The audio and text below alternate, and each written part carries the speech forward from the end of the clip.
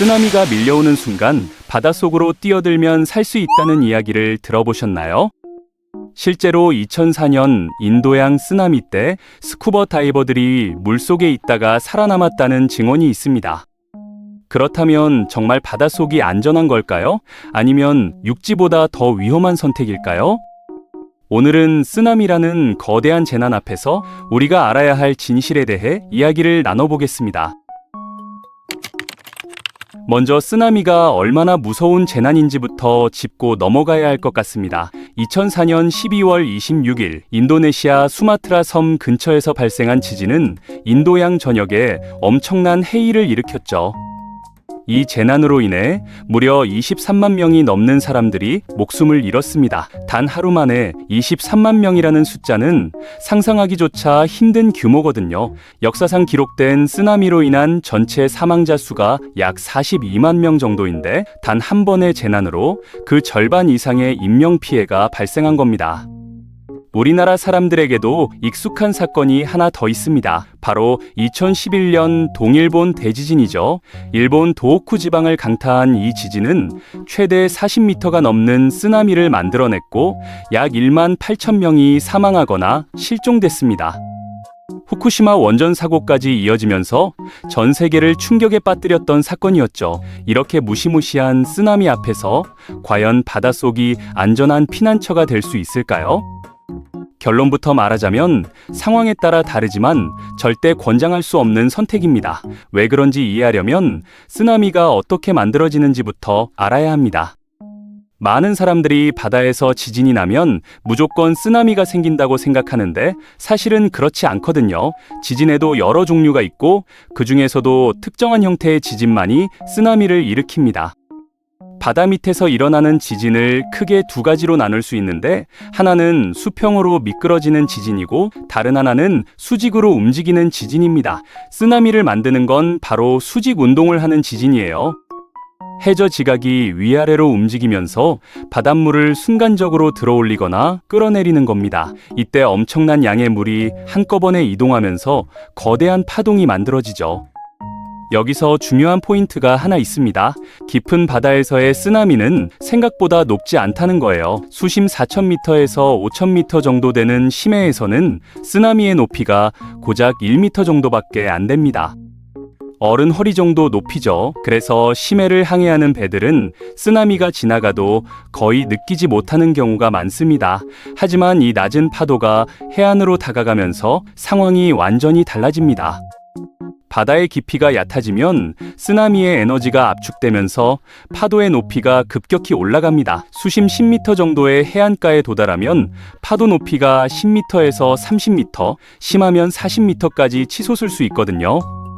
10층 아파트 높이만큼 거대한 물벽이 육지를 덮치는 겁니다. 게다가 쓰나미는 일반 파도와 달리 파장이 엄청나게 길어서 한번 밀려오면 몇 분에서 몇십 분 동안 계속해서 물이 밀려듭니다. 속도도 상상을 초월합니다. 깊은 바다에서 쓰나미는 시속 700km에서 800km로 이동하는데 이건 제트기 속도와 비슷한 수준이에요. 서울에서 부산까지를 30분 만에 주파할 수 있는 속도죠. 물론 해안에 가까워지면서 속도가 줄어들긴 하지만 그래도 시속 30km에서 50km 정도는 유지합니다. 사람이 전력 질주해봐야 시속 20km 정도인데 쓰나미는 그보다 2배 이상 빠른 속도로 육지를 휩쓸어버리는 겁니다. 그렇다면 이제 핵심 질문으로 돌아가 보겠습니다. 바닷속에 있으면 정말 안전할까요? 실제 사례를 먼저 살펴보죠. 2004년 인도양 쓰나미 당시 태국 푸켓 근처에서 스쿠버 다이빙을 하던 관광객들이 있었습니다. 이들은 수심 20m에서 30m 정도 되는 곳에서 다이빙을 즐기고 있었는데 갑자기 물살이 강해지면서 한쪽 방향으로 밀려나기 시작했어요. 하지만 수면 위의 참혹한 상황과 달리 물속에서는 비교적 안전했다고 합니다. 한 다이버는 이렇게 증언했습니다. 갑자기 해류가 강해지면서 몸이 한쪽으로 쓸려가는 느낌이었어요. 하지만 물속 깊은 곳에서는 파도의 영향을 거의 받지 않았고 수면으로 올라와 보니 주변이 완전히 바뀌어 있었습니다. 또 다른 다이버는 물속에서 갑자기 시야가 흐려지고 작은 물고기들이 패닉 상태로 이리저리 움직이는 걸 봤다고 해요. 하지만 정작 본인은 큰 위험을 느끼지 못했다는 겁니다. 왜 이런 일이 가능했을까요? 쓰나미의 에너지는 주로 수면 근처에 집중되어 있기 때문입니다. 파도라는 게 결국 물의 표면에서 일어나는 현상이거든요. 수심이 깊어질수록 파도의 영향력은 급격히 줄어듭니다.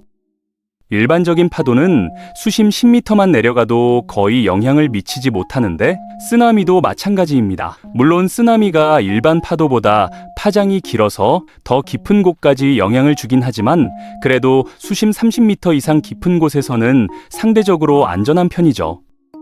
하지만 여기서 절대 착각하면 안 되는 게 있습니다. 바닷속이 안전하다는 건 이미 바다 깊숙한 곳에서 다이빙을 하고 있을 때의 이야기입니다. 쓰나미 경보가 울렸다고 해서 바다로 뛰어드는 건 자살행위나 다름없어요. 왜냐하면 쓰나미는 한 번 밀려왔다가 끝나는 게 아니라 여러 차례 반복해서 밀려오고 빠져나가기를 반복하기 때문입니다.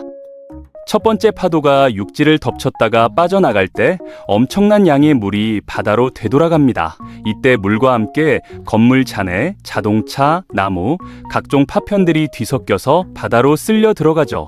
이 과정에서 바닷속은 거대한 믹서기 같은 상태가 됩니다. 아무리 수영을 잘하고 잠수를 잘한다 해도 이런 상황에서는 살아남기 어렵습니다. 물에 빠져 죽는 게 아니라 떠다니는 잔해에 맞아 죽거나 뒤엉킨 물체에 끼어서 죽을 확률이 훨씬 높은 겁니다. 실제로 2011년 동일본 대지진 때 발견된 시신들을 분석해보니 단순히 익사한 경우보다 외상으로 인한 사망이 훨씬 많았다고 합니다. 쓰나미가 밀려오면서 휩쓸려온 각종 물체들에 부딪히거나 건물 잔해에 깔려서 사망한 경우가 대부분이었던 거죠. 이런 상황에서 바닷속으로 들어간다는 건 위험지대의 한복판으로 뛰어드는 것과 같습니다. 그렇다면 육지에서는 어떻게 대처해야 할까요? 가장 중요한 건 빠르게 높은 곳으로 이동하는 겁니다. 해안가에서 쓰나미 경보가 울리면 최소한 해발 30m 이상 되는 곳으로 대피해야 해요. 산이나 언덕이 가까이 있다면 무조건 그곳으로 올라가는 게 최선입니다. 만약 주변에 높은 지대가 없다면 튼튼한 콘크리트 건물의 3층 이상으로 대피해야 합니다. 여기서 주의할 점이 있는데 모든 건물이 다 안전한 건 아니라는 겁니다. 2011년 일본 쓰나미 영상을 보면 2층짜리, 3층짜리 건물들이 물에 휩쓸려 무너지는 장면이 나옵니다. 특히 목조 건물이나 오래된 건물은 쓰나미의 힘을 견디지 못하고 붕괴될 수 있어요. 그래서 가능하면 지어진 지 얼마 안 된 철근 콘크리트 건물을 찾아야 하고 최소 4층 이상 올라가는 게 안전합니다. 한국도 쓰나미로부터 자유롭지 않습니다. 많은 사람들이 한국은 지진이 별로 없어서 안전하다고 생각하는데 사실 우리나라도 환태평양 조산대와 가까운 위치에 있어서 일본에서 발생한 지진의 영향을 받을 수 있습니다. 실제로 1983년에 동해안 지역이 일본 서해에서 발생한 지진으로 인한 쓰나미 피해를 입었고 1993년에도 북한 지역이 쓰나미 피해를 받았죠. 특히 1993년 7월 12일 발생한 홋카이도 남서쪽 해역 지진은 한반도 동해안에도 영향을 미쳤습니다. 당시 최대 2m에서 3m 높이의 쓰나미가 동해안을 강타했는데 다행히 인명피해는 크지 않았지만 해안가 시설물이 파손되는 등의 피해가 발생했어요. 만약 더 큰 규모의 지진이 가까운 곳에서 발생한다면 우리나라 해안 지역도 상당한 피해를 입을 수 있습니다. 전문가들은 특히 동해안 지역의 쓰나미 위험성을 경고하고 있습니다. 동해는 수심이 깊고 일본과 가까워서 일본 근해에서 큰 지진이 발생하면 30분에서 1시간 내에 쓰나미가 도달할 수 있거든요. 부산, 포항, 강릉 같은 동해안 도시들은 인구가 밀집되어 있어서 만약 대규모 쓰나미가 발생하면 엄청난 피해가 예상됩니다. 그래서 정부에서는 해안가 곳곳에 쓰나미 대피 안내판을 설치하고 대피로와 대피 장소를 지정해 놓았습니다. 해안가를 방문할 때는 이런 표지판들을 미리 확인해 두는 게 좋아요. 막상 긴급 상황이 발생하면 당황해서 어디로 가야 할지 모르는 경우가 많거든요. 평소에 대피 경로를 머릿속에 그려두면 실제 상황에서 훨씬 빠르게 대응할 수 있습니다. 쓰나미 대피 시 가장 중요한 건 시간입니다. 지진을 느끼거나 쓰나미 경보를 들었을 때 몇 분 안에 행동을 시작하느냐가 생사를 가릅니다. 짐을 챙기거나 차를 가지러 가는 시간에 목숨을 잃을 수 있어요. 2011년 일본 쓰나미 때도 차로 대피하려던 사람들이 교통체증에 갇혀서 희생된 경우가 많았습니다. 차보다는 걸어서라도 빠르게 높은 곳으로 이동하는 게 훨씬 안전합니다. 또 하나 명심해야 할 점은 첫 번째 파도가 가장 큰 게 아니라는 겁니다. 많은 사람들이 첫 파도가 지나가고 나면 안전하다고 생각해서 집으로 돌아가는데 이게 가장 위험한 행동입니다.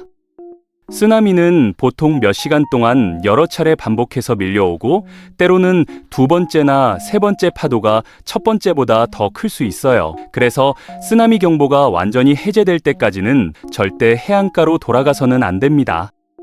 과학자들은 쓰나미 예측 기술을 계속 발전시키고 있습니다.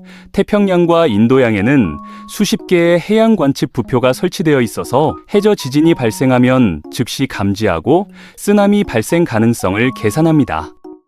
이 시스템 덕분에 해안 지역 주민들에게 몇십 분에서 몇 시간의 대피 시간을 확보해 줄 수 있죠. 하지만 아무리 좋은 시스템이 있어도 경보를 받았을 때 빠르게 행동하지 않으면 소용없습니다. 마지막으로 정리하자면 쓰나미가 발생했을 때 바닷속으로 들어가는 건 절대 하면 안 되는 행동입니다. 이미 깊은 바다에서 다이빙 중이었다면 모를까? 육지에서 바다로 뛰어드는 건 위험을 자초하는 겁니다.